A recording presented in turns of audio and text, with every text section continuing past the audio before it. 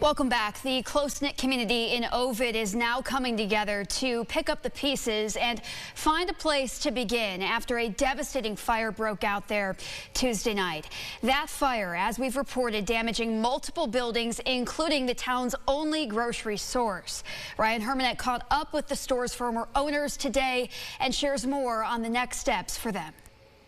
Behind me is what's left of the Ovid Big M, which was destroyed in a fire on Tuesday night, along with a few other buildings which stood on this site. It was a grocery store, which many of the folks who lived here depended on weekly for a majority of their food. I spoke with Sue Sorencione, whose family owned this store for about 50 years, about the food desert here in Ovid and what this loss means for the community. Since 1850, the building, which once housed Ovid in the town center. It was the only spot for folks to do their grocery shopping here. Tuesday's fire has since left the store destroyed, and the family who runs it is now holding on to the memories. Yeah, I mean, I grew up there. My family grew up there. We ran the, up and down those aisles. Raised my children there.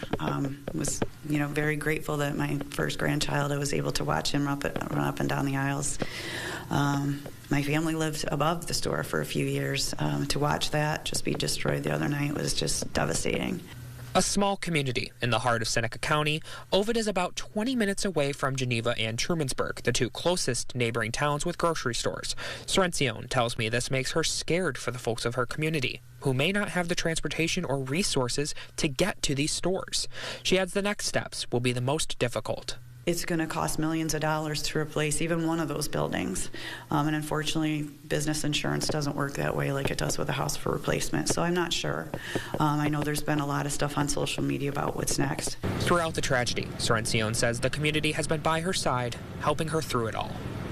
I haven't been able to keep up with all the phone calls and messages, and so, thank you to everyone that has reached out and for just all the people that understand how heartbreaking and devastating this is. Just having people understand that, people knowing the history of Ovid and of the Big M and, of the blood, sweat, and tears that my father put into that building.